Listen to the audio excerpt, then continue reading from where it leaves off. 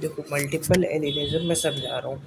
जैसे एक कैरेक्टर है, देखो जैसे एक कैरेक्टर है हाइट।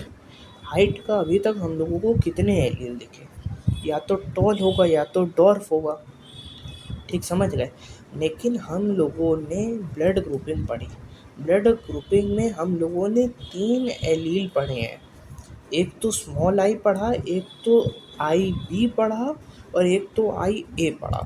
देखो तो ये हो क्या रहा है,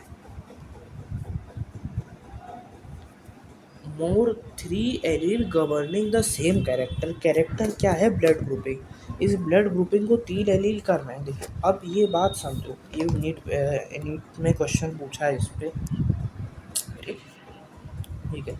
in a population if you getting more than 2 alleles for a character, यहाँ पे पॉपुलेशन क्यों लिखा है? जैसे अगर सुनो किसी का ब्लड ग्रुप बी है, ब्लड ग्रुप बी में आई बी और आई बी या आई ए दो ही तो एलील मिल रहे हैं। अगर ये ब्लड ग्रुप ए है, इसमें आई ए और ये आई, इसमें हम लोगों को दो ही तो एलील मिल रहे हैं।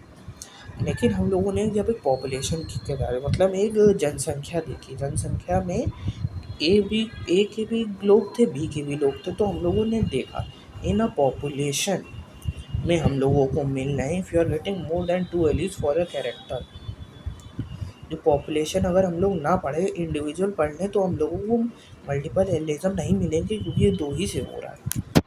मल्टीपल एलिनिज्म, पॉलीजेनिक इनहेरिटेंस और प्लियोट्रॉपिक में अंतर होता है, ये बात समझिए। मल्टीपल एलिनिज्म में एक कैरेक्टर के अलग अलग एलील होते हैं। पॉलीजेनिक इनहेरिटेंस में एक कैरेक्टर को अलग अलग जीन कंट्रोल करते हैं। प्लियोट्रॉपिक में एक जीन अलग अलग कैरेक्टर को कंट्रोल करता है। ये तीनों तुमको अंतर समझ में आ रहा है तो बताओ, वरना 5 मिनट में समझा दूंगा कोचिंग में।